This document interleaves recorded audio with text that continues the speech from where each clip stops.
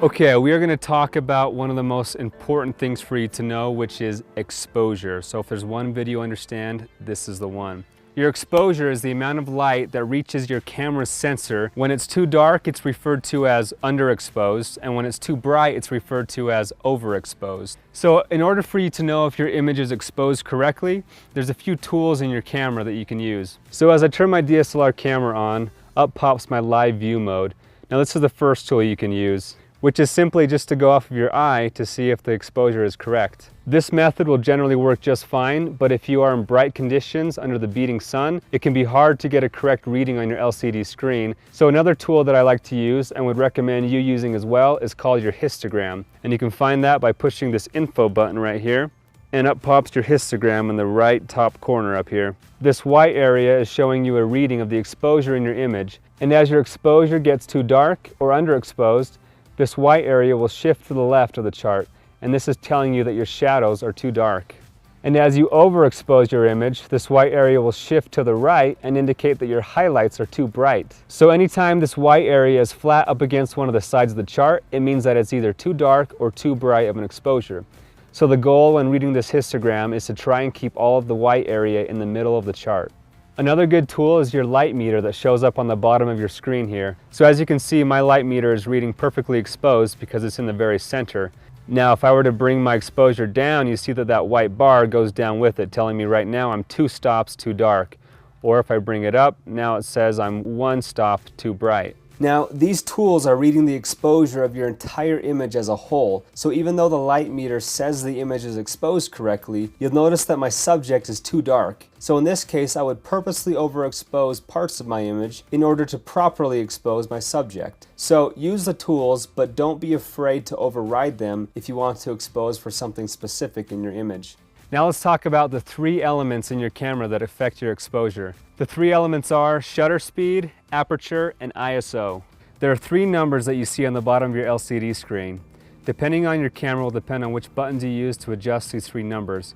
But on my Canon 5D Mark III, you use this top spin wheel to adjust the shutter speed, the big front spin wheel to adjust aperture, and you push the ISO button on top and then spin the top wheel to adjust ISO. So let's take a look at our first number here, which is your shutter speed. Now you'll notice that the higher my shutter speed is, the darker my image gets.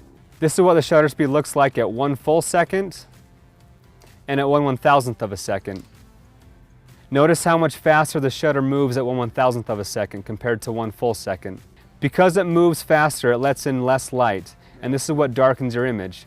But besides just making your image darker or brighter, your shutter speed is affecting your motion blur. So take a look at this video clip shot at 1/30th of a second, and then the same clip shot at 1/1000th of a second. Pay attention to the movement of the lacrosse stick. At 1/30th of a second, there's a lot more motion blur in the image.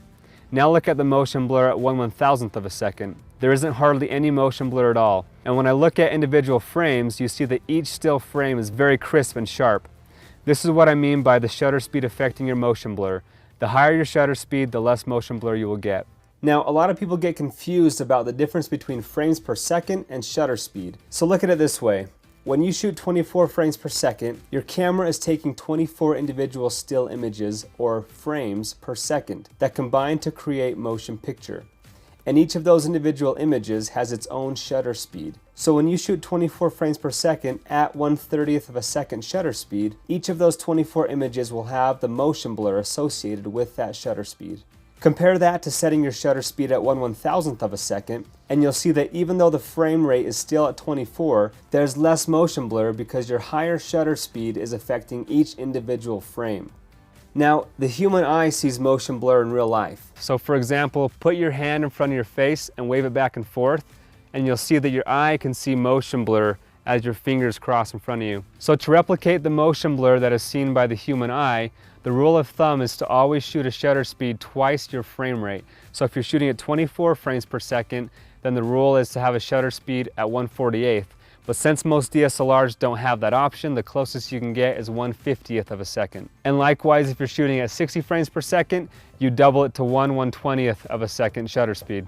Though this is a rule, I personally like to throw out the rule at times and shoot higher shutter speeds because I like the look of less motion blur as it allows for a cleaner, crisper image. So understand the rule, but understand when you want to break it as well. Element 2 is your aperture, and just like your shutter speed, when your aperture number is higher, it makes your image darker, and when the number is lower, it makes the image brighter. And that's because your aperture is controlling how open or closed your iris is. Just like the iris in your eye opens and closes according to how much light there is, so does your lens have the same function.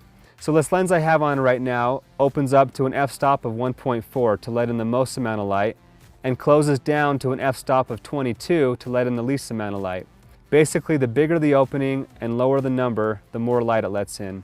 But more than just letting in more or less light into your image, your aperture is affecting your depth of field. Depth of field refers to the amount of background blur your image has. So at a low aperture like 2.8, it creates what's called a shallow depth of field, or a small range of focus, and the rest will be blurred out. Here's the same shot at a high aperture. You'll see that there's a much greater depth of field, or more of your image is in focus. I personally try to keep my aperture on the lower end when I'm shooting people or any subject that I want the viewer to be focused on and not be distracted by anything in the background. And for situations like wide landscape shots, I'll bring my aperture higher so I can get as much in focus as possible. You have to remember though, that as you raise your shutter speed or aperture higher, it lets in less light, so you'll have to lower the other number to bring in more light to keep your exposure right. And if you are in low light situations, or you want to have both your shutter speed and your aperture high, then you'll have to raise your ISO, which is your third element of exposure. But unlike shutter speed and aperture, when you raise your ISO, it makes the image brighter instead of darker.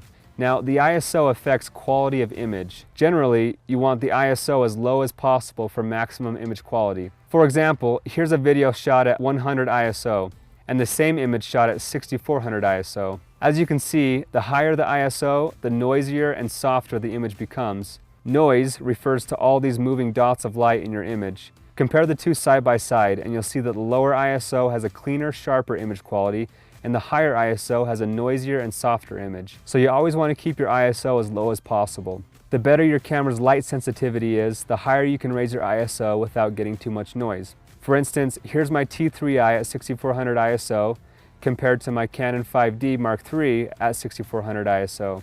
As you can see, my Mark III looks way better at the same ISO, and that's simply because it's a nicer camera with better light sensitivity.